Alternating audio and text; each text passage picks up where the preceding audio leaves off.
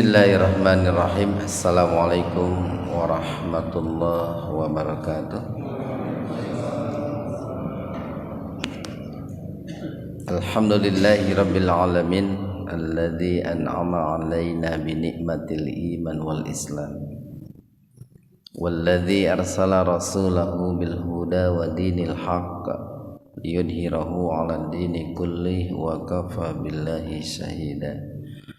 Asyhadu an la ilaha illallah wahdahu la syarikalah wa asyhadu anna Muhammadan abduhu wa rasuluh alladzi la nabiyya wa la rasula ba'da.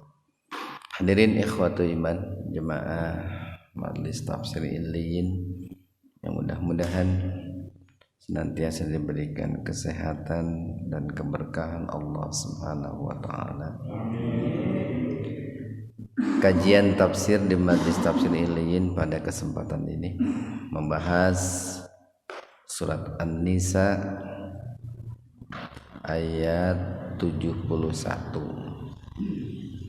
halaman 89. An-Nisa ayat 71.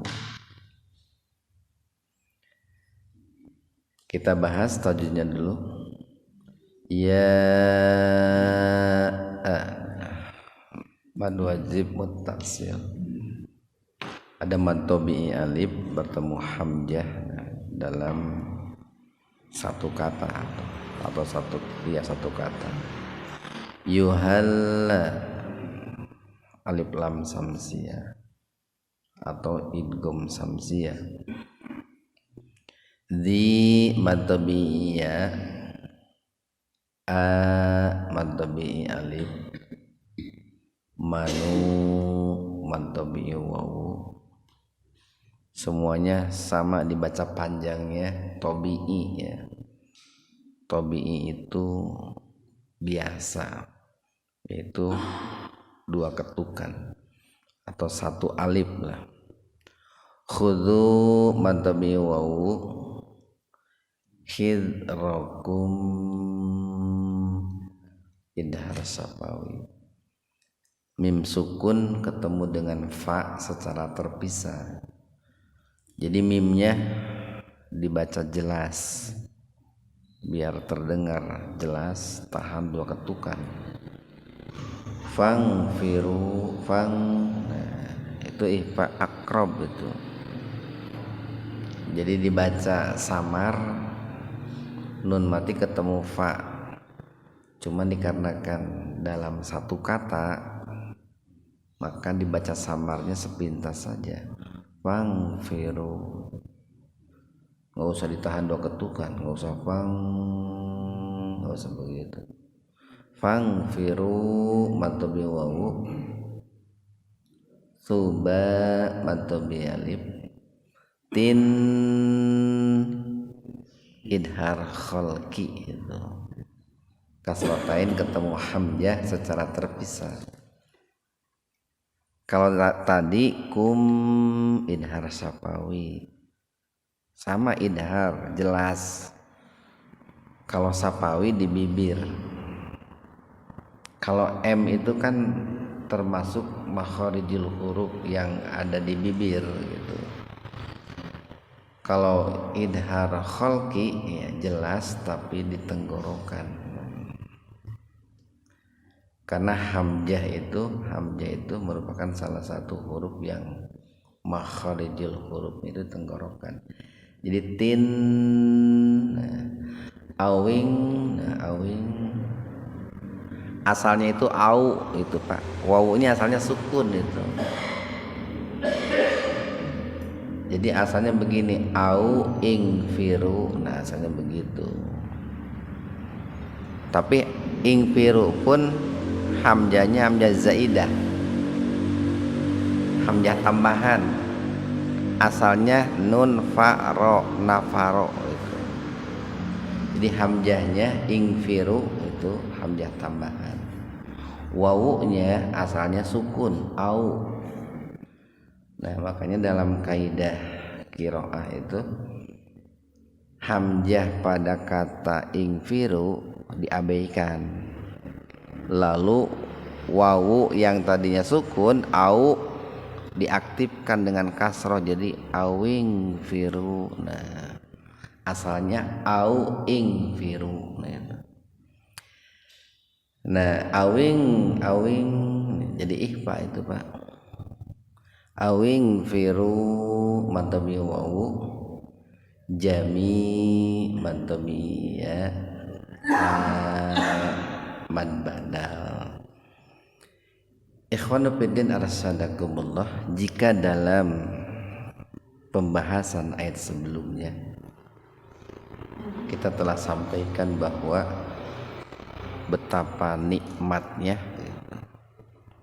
betapa indahnya hidup di bawah ketaatan kepada Allah dan juga kepada Rasulnya. Nikmat itu Pak, nikmat jika kita menjalani hidup itu dengan dibarengi ketaatan kepada Allah dan Rasulnya. Nikmat kalau kita itu hidup di bawah naungan Al-Quran dan As-Sunnah. Nikmat kalau kita itu hidup diatur oleh Al-Quran dan As-Sunnah. Menjalaninya nikmat, buahnya pun nikmat. Buahnya itu kan akan dikumpulkan oleh Allah bersama para nabi, para siddiqin, para syuhada, para solihin, dan mereka itu adalah sahabat-sahabat terbaik gitu. Sahabat-sahabat terbaik. Dan itu merupakan karunia ya. Orang yang mendapatkan semua itu adalah orang yang mendapatkan fadilah, keistimewaan yang sangat luar biasa dari Allah Subhanahu wa taala. Nah, maka di ayat 71 ini Allah berfirman nih, salah satu langkah untuk mendapatkan semua itu. Ya ayyuha, wahai sekalian. Nah, itu. Kita sering ingatkan ini harfun nida ini. Sebuah huruf yang punya fungsi untuk memanggil. Yang memanggil sudah barang tentu Allah ini, Allah. Dan Allah itu hanya mau memanggil orang-orang yang beriman. Nah, tetapi dalam panggilan ini ada sebuah peringatan. Makanya ya ayyuha itu di ujungnya ada huruf ha. Haknya itu hak tanbih itu. Hak yang berfungsi untuk menunjukkan adanya sebuah peringatan. Alarm lah lamun cek bahasa ya nama. Peringatan itu menunjukkan adanya bahaya gitu. Alarm itu kan dibunyikan dikarenakan ada bahaya. Nah, jadi harus diingat itu. Kalau ya ayyuha itu menunjukkan bahwa ada peringatan yang hendak Allah sampaikan itu. Karena di samping ya ayyuha masih banyak harfun nida, huruf yang digunakan untuk memanggil. Ada ya, ada a gitu Pak. Cukup banyak lah. Alladzina orang-orang yang, nah siapa yang dipanggil? Tadi kan yang memanggil Allah. Siapa yang dipanggil? Alladzina amanu. Alladzina yang. Cuman kan kalau diartikan letterlek yang, alladzina itu kan ismul mausul. Kata sambung. Kurang mudah dipahami, makanya sering dimasukin ditempelkan subjek gitu Pak. Jadi dalam alladzina itu ada subjek, ada pelaku yang menempel. Makanya sering diartikan orang-orang yang gitu. Asalnya itu artinya itu yang gitu. Jadi alladzina amanu orang-orang yang beriman. Jadi Allah memanggil orang-orang yang beriman gitu. Khudhu, nah khud itu khud Pak. Cuman dalam bentuk jamak itu. Ini perintah nih.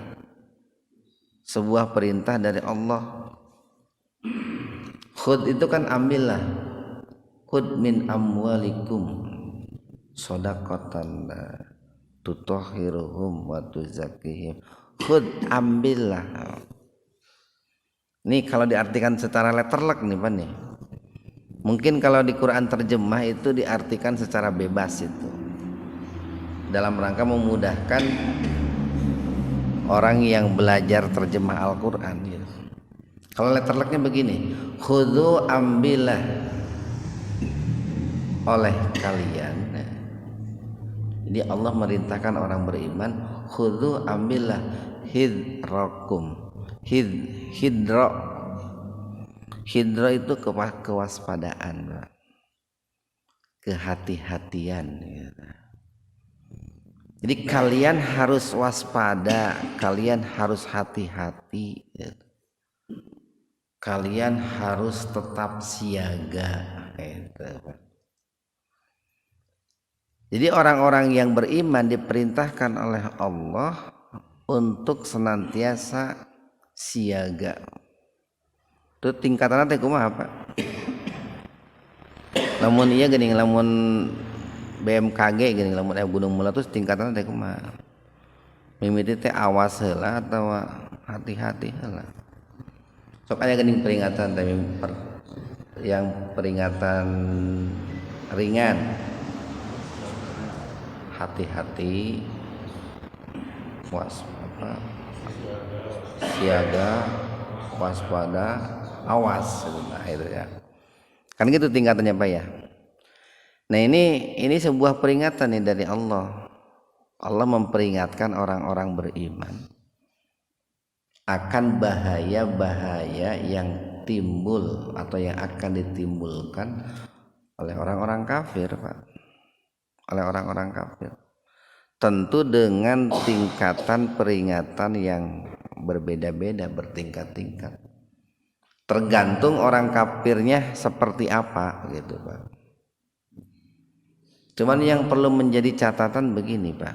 Kalau saya ilustrasikan begini. Orang kafir itu, Nabi kan menggambarkan orang kafir itu ibarat binatang buas itu Pak. Binatang buas. Ambillah umpamanya singa gitu Pak, harimau gitu. Singa, harimau. Nah, memang di antara singa dan harimau itu ada juga yang jinak, ada Pak. Mungkin karena dipelihara dari sejak lahir.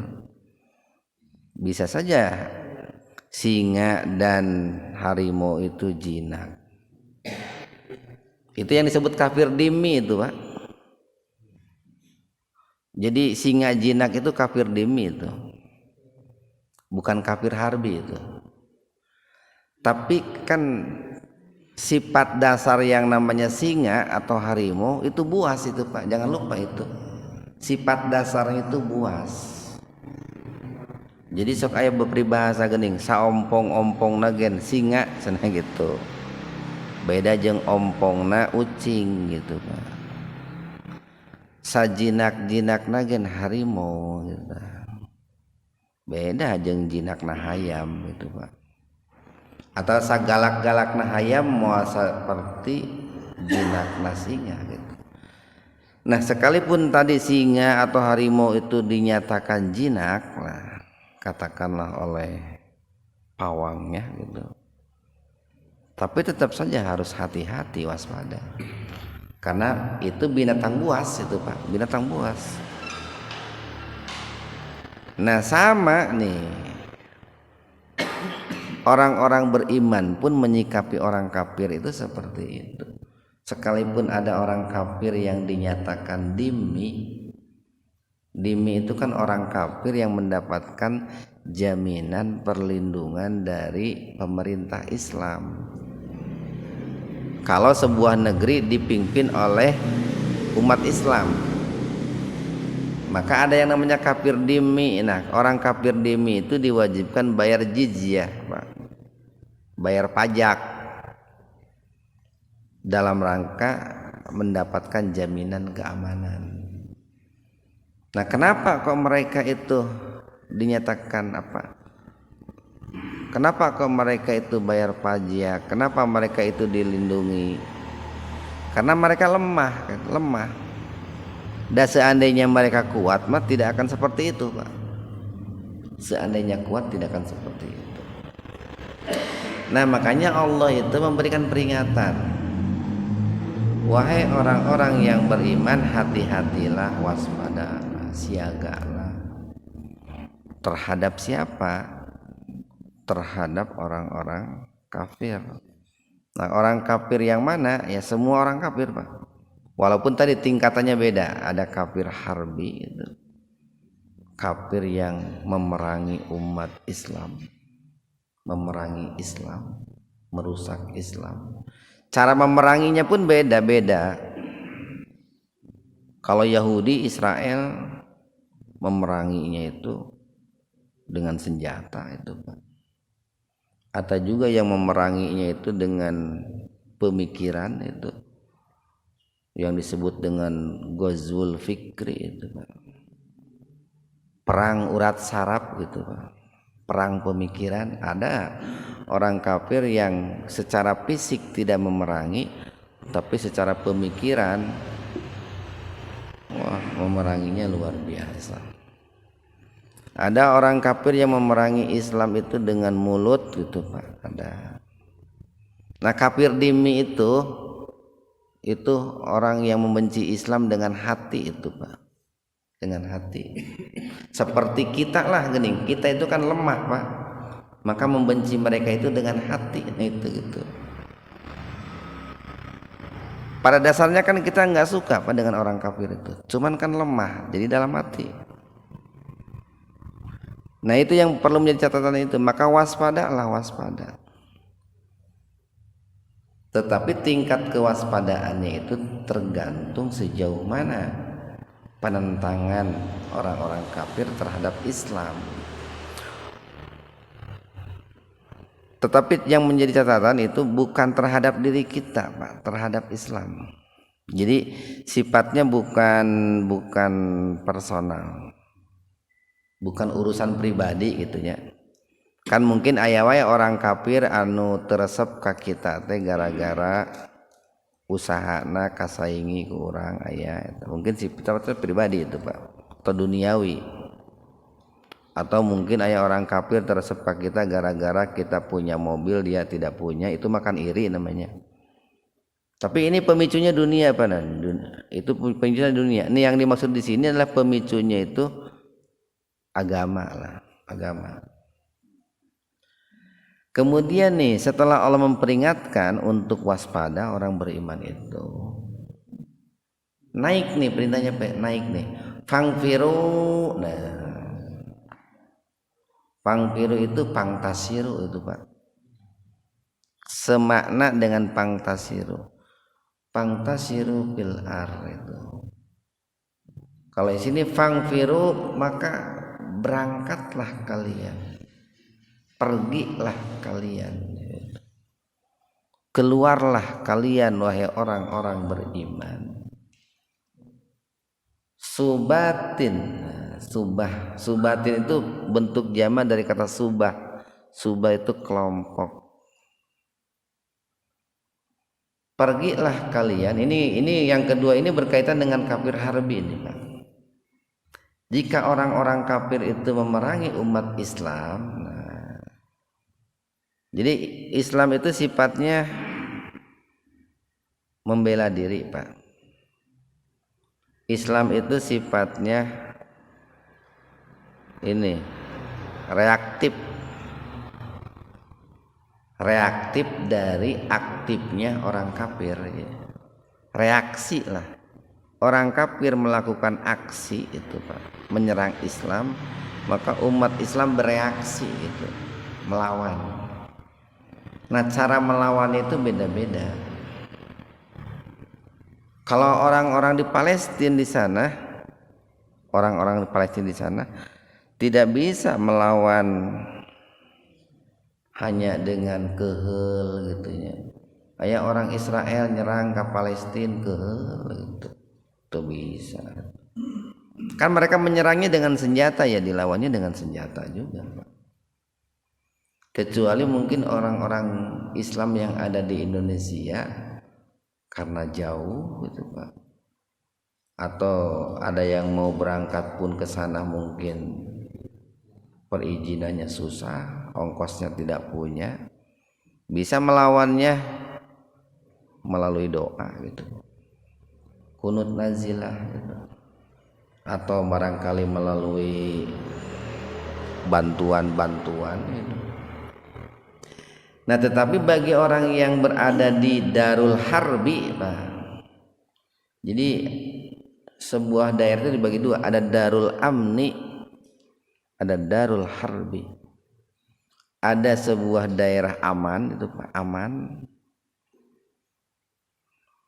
Katakanlah Indonesia ini Darul Amni dalam tanda petik, sebuah negeri yang tanda petik aman.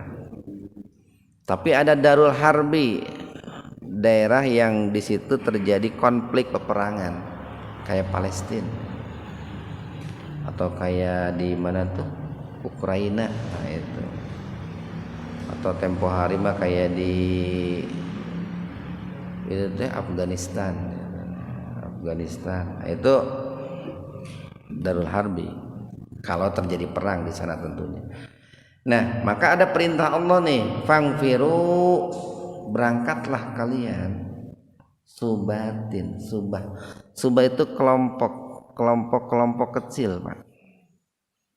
Banyak yang memaknai bahwa subatin itu adalah berangkat dengan kelompok kecil secara bergerilya gitu. Kan ada dua model perang, Pak. Ada model perang itu bergerilya gitu. Ada model perang itu secara terbuka itu, Pak. Nah, yang kedua ini nih, awing piru atau keluarlah kalian jami'a, semuanya bareng-bareng. Jadi ada perang secara terbuka, sembunyi-sembunyi, gerilya gitu. Konon dulu para pejuang kita Indonesia dalam rangka merebut atau mengusir penjajah itu, ya, di samping menggunakan perang secara terbuka itu lebih sering dengan bergerilya gitu.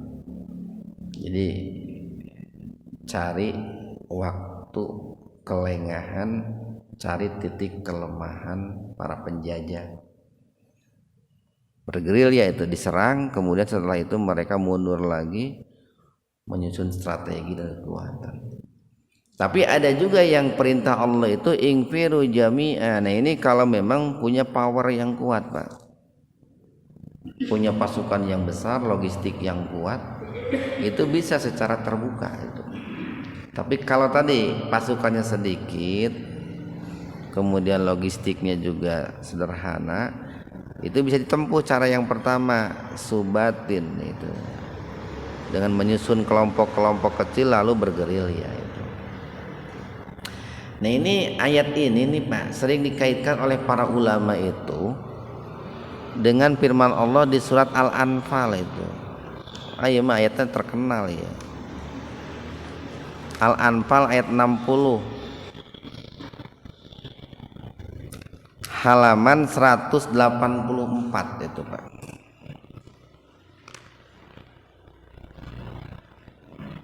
Halaman 184 Al-Anfal ayat 60. Nah, di situ Allah berfirman, wa a'iddu lahum mastata'tum min quwwah.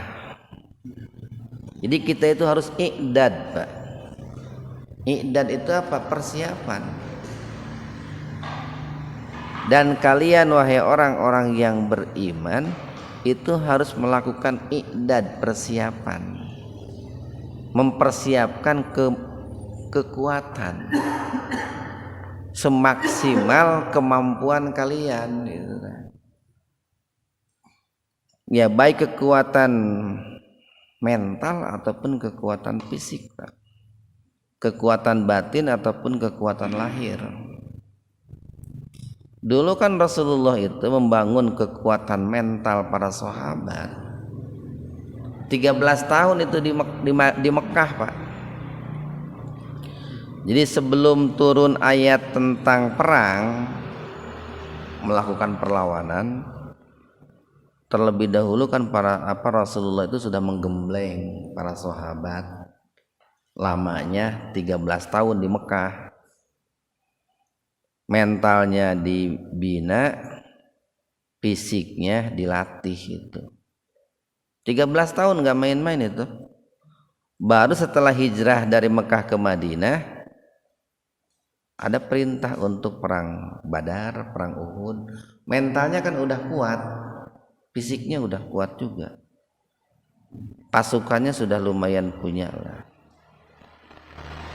Nah itu i'dad, Pak, i'dad. Makanya sering gini orang-orang yang pulang dari medan perang, Pak, pokoknya dari Afghanistan atau orang-orang yang terjun di Palestina itu, Hamas itu, Pak. Mereka itu semuanya hafal Al-Quran itu, Pak, hafal. Syarat untuk menjadi anggota Hamas itu hafal Al-Quran itu. Kenapa harus hafal Al-Quran? Salah satunya adalah untuk penguat diri, menghibur diri, Pak. Jadi ketika ribat berjaga-jaga itu, mereka hiburannya bukan dengan musik, Pak, itu, tapi dengan menghafal Al-Quran. Jadi untuk guru maca heula mawa Quran kan Qurannya sudah ada di kepala itu, Pak. Nah itu. Jadi cukup ketat, sangat ketat untuk menjadi anggota Hamas itu. Nu lain-lain mah tong ditanya Pak, tahajud nu itu tong ditanyakeun deui itu.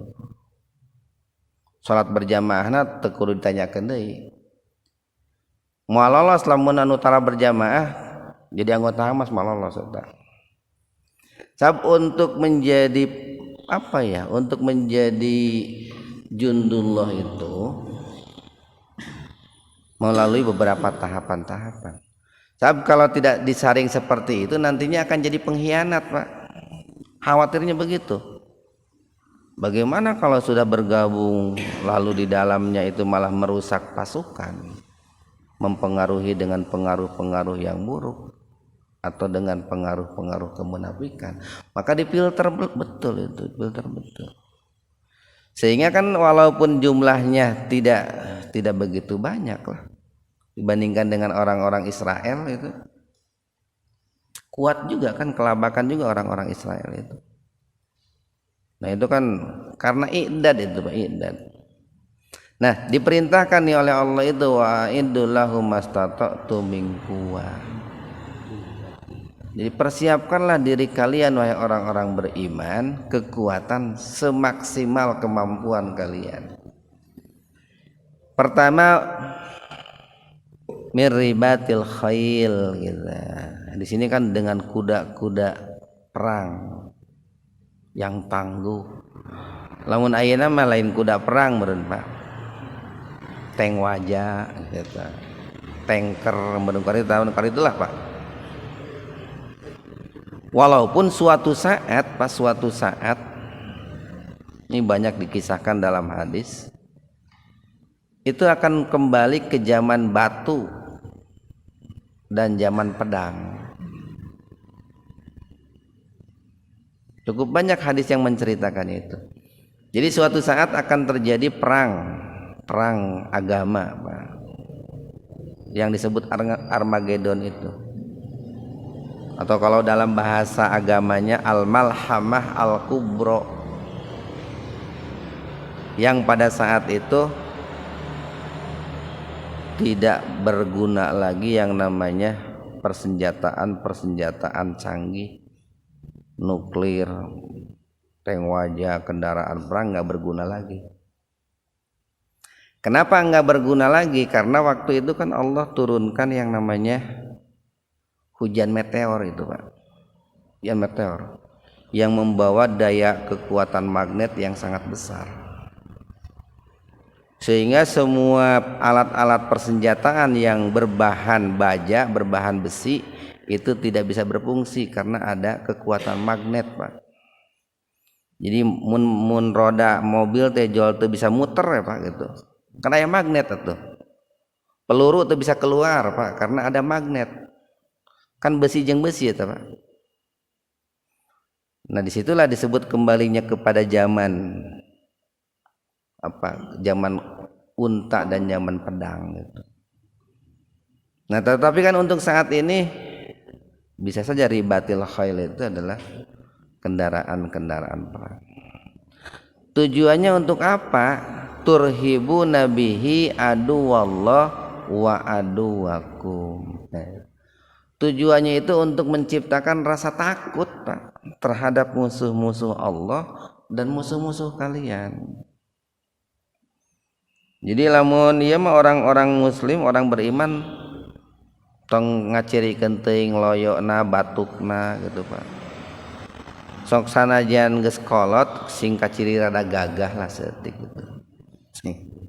Sing rada gagah gitu tah. Jadi amih teu dilecehkeun gitu Pak, teu dilecehkeun gitu. Itu kalau di hadapan orang-orang yang melecehkan Islam itu Pak.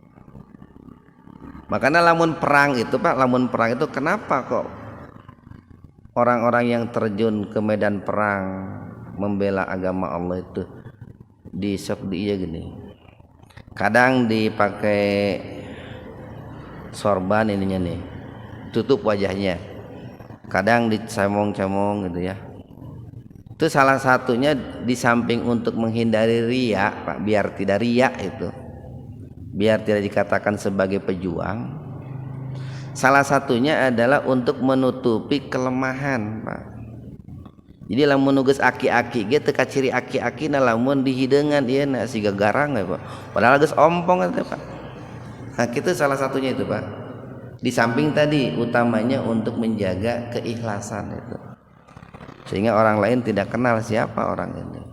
Rata-rata pasukan Hamas itu ininya ditutup atau diberi cat lah mungkin atau diberi warna lain. Kita lanjutkan nih Pak. Kita lanjutkan. Jadi fangfiru subatin awing firu jami'a itu. Berangkatlah kalian melawan orang-orang kafir harbi tentunya. Kalau yang dimi yang tidak memerangi Islam ya jangan diperangi Pak. Cuma perlu waspada saja. Berangkatlah baik dalam keadaan berkelompok-kelompok kecil bergerilya ataupun secara besar-besaran. Wa inna dan sesungguhnya nih ini yang harus menjadi peringatan bagi kita nih. Wa inna dan sesungguhnya minkum. Minkum itu gabungan dari kata min dan kum. Dua-duanya huruf Pak. Min itu harfu jar, kum itu domir itu. Maaf yang satu huruf, yang satu isim. Min itu harfu jar, kum itu isim domir. Digabung jadi minkum di antara kalian. Nah, siapa kalian di sini? Minal mu'minin maksudnya Pak dari kalangan orang beriman. Jadi wa inna minkum dan sesungguhnya di antara kalian wahai orang beriman. Di antara berarti kan sebagian Bapak. Laman la sungguh man ada orang layubatti anna yang melambat-lambat dirinya gitu.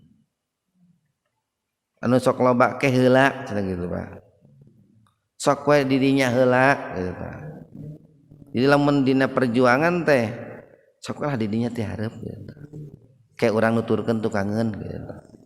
Ke heula lah erek anu heula nah itu tuh. Itu di antara orang yang beriman itu ada yang seperti itu karakternya itu. Itulah orang-orang yang keimanannya masih lemah gitu. Ada yang mengatakan itulah orang-orang beriman yang di dalam hatinya ada terjangkit kemunafikan. Dulu itu di zaman Nabi ada orang-orang seperti itu. Jadi lamun erek berangkat ke medan perang teh pura-pura gering gitu aya. Lamun dipentas sumbangan teh pura-pura pailit miskin aya rupa-rupa atau lamun pergi ke medan perang ge hayang pangtukangna wae aya rupa-rupa. Nah itu yang disebut dengan layubati anna, memperlambat, melambat-lambat dirinya. Fa'in maka jika asobatkum, asoba itu kan mengenai, dan jika mengenai kum kalian apa musibah, jadi kalau nih ada musibah menimpa orang beriman, mungkin orang beriman itu terluka atau meninggal atau mengalami kekalahan atau musibah-musibah yang lain. Kala nih orang yang melambat-lambat dirinya itu berkata, qad sungguh an'ama telah memberikan nikmat Allah alayya kepadaku. Untung weh saya teu pangharepna eta. Si eta mah dah heueuh hirupna wawanianan pisan cenah kita. Coba lamun kawas urang pangtukangna meureun moal cilaka cenah kitu apa. Tuh si itu ge cenah loba teuing nyumbang agama teh bangkrut cenah. Tah kan itu perkataan-perkataan yang dalam hatinya ada kemunafikan.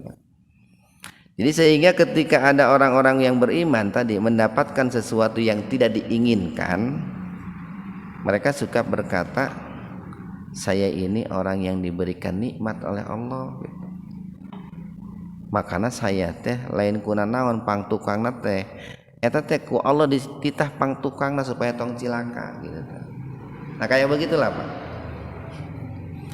Dikarenakan lam akun, aku tidak ma'ahum bersama mereka syahida, menjadi orang-orang yang gugur sebagai syuhada. Nah jadi ketika ada orang beriman yang menemui syahid ya, gugur di medan perang, itu biasanya orang yang terjangkit kemunafikan itu suka menyalahkan gitu. Dah heueuh si eta macam. Jadi mati konyol gitu. Tidak ada rasa simpati, empati, apalagi mendoakan. Malah yang ada itu mengeluarkan kata-kata yang bisa memudarkan semangat gitu Pak, meruntuhkan semangat. Nah makanya disitulah bahayanya jika orang yang terjangkit kemunafikan masuk dalam barisan perjuangan. Dan disitulah pentingnya yang namanya selektif dalam memilih pasukan itu. Satu ayat lagi nih, walain wa dan la sungguh in jika, itu digabung itu Pak, wawu lam in, walain dan sungguh jika asoba mengenai kum kalian wahai orang-orang yang beriman, fadlun karunia, keutamaan, kenikmatan. Jadi fadlun di sini kembalikan dari musibah Pak. Jika kenikmatan baik itu kemenangan, ghanimah, harta rampasan perang, itu didapat oleh orang-orang yang beriman nih. Jadi fadlun minallah. La yaqulanna, sungguh mereka akan mengatakan. Siapa mereka di sini? Tadi orang-orang yang melambat-lambat dirinya untuk berjuang di jalan Allah gitu Pak. Atau ada yang menafsirkan mereka orang yang dalam hatinya terjangkit kemunafikan, itu akan mengatakan ka'allam takun bainakum wa bainahu mawaddah. Di mana perkataannya itu ka'allam, seolah-olah tidak takun ada gitu.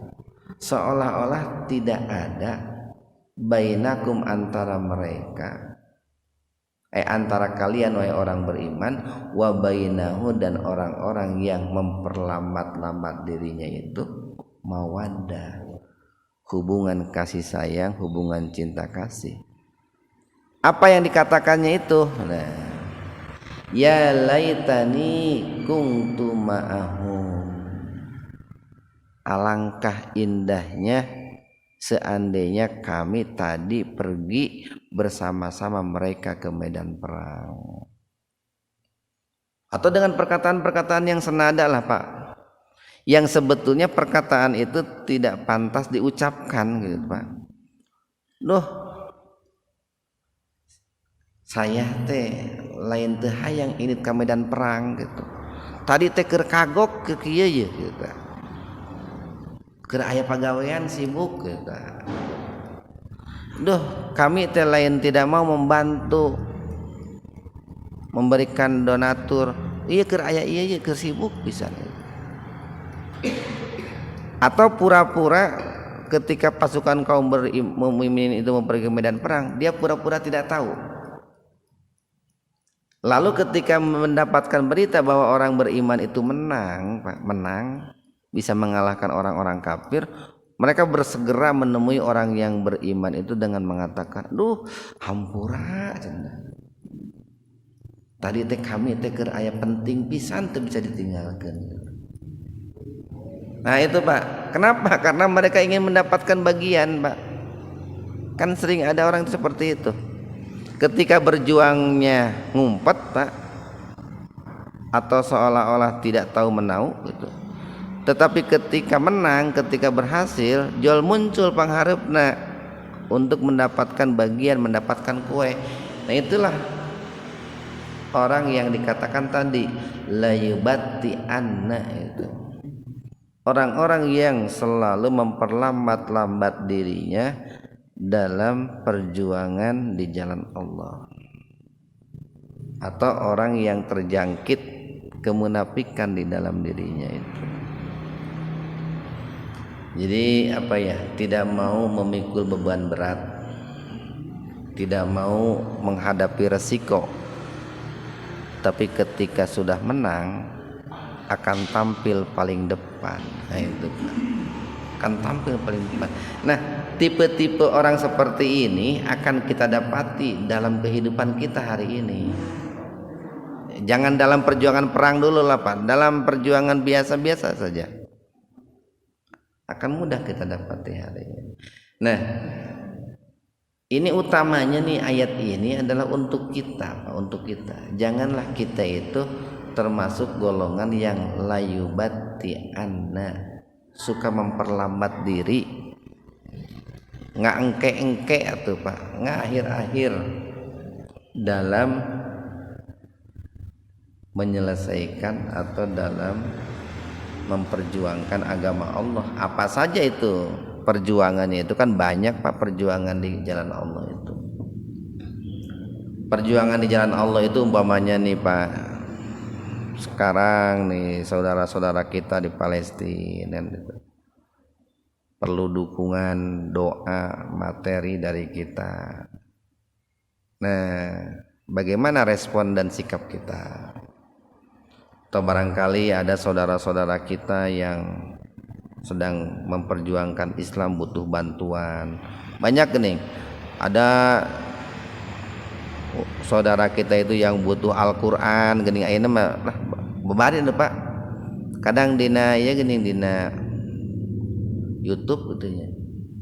Aya geuning pesantren teh nu geus reot gitu. Arek amruk gitu. Aya geuning pesantren teh Quran gitu bogaeun. Nah, itu kan sebetulnya perjuangan untuk kita. Ketika kita melihat tayangan itu, terketuk nggak hati kita itu? Atau minimal ngadoakeun atau menjadi calo perantara kebaikan. Sugan tatangga teh nu beunghar ya bejaan tuh, itu butuhan Quran tuh. Itu menjadi perantara kebaikan sudah bagus. Dibanding mencela atau barangkali nyalahkan dan lain sebagainya. Paling tidak memberikan dukungan moral lah, paling tidak kan seperti itu. Nah jadi orang-orang yang suka melambat-lambat itu mengeluarkan kata-kata yang sebetulnya tidak pantas diucapkan. sebuah kata-kata atau suatu kalimat yang seolah-olah yang bersangkutan itu tidak punya hubungan apa-apa dengan orang beriman. Kan siganu asing gitu Pak, siganu karek papanggih, siganu tidak tahu menau tentang perjuangan yang dihadapi orang beriman gitu. Hampura teuing da urang mah teu apal, teu apal. Mun apal mah tadi erek milu cenah kan kita. Padahal mereka itu kan berkumpul, bergaul, hidup satu daerah dengan orang-orang yang sedang berjuang. Nah, perkataan-perkataan seperti itu ini yang disindir nih oleh Allah, ka'allam takun bainakum wa bainahum mawaddah. Seolah-olah antara dirinya dengan orang beriman itu tidak pernah ada hubungan kasih sayang sama sekali. Padahal tetangga, padahal salembur gitu. Padahal geus diumumkeun ngan itu tawa. Mestinya kan apa? Mereka mengatakan ya laitani kuntumahum. Duh seandainya kami bisa pergi dengan mereka. Hanya kal pisannya teu bisa init bebarengan. Hanya kal ampura. Itu karena melihat kemenangan itu, Pak. Karena melihat kemenangan. Tapi tadi ketika melihat orang beriman itu kalah, tuh cek aing gen. Cek wawanianan didinya mah gitu. Tuh cek aing gen. Kumaha tadi? Coba lamun cicing urang teh tong berangkat ke medan perang. Meureun moal cilaka gitu. Fa'afuzu fauzan adima. Duh seandainya kami berangkat bersama mereka, maka kami akan mendapatkan kemenangan yang besar.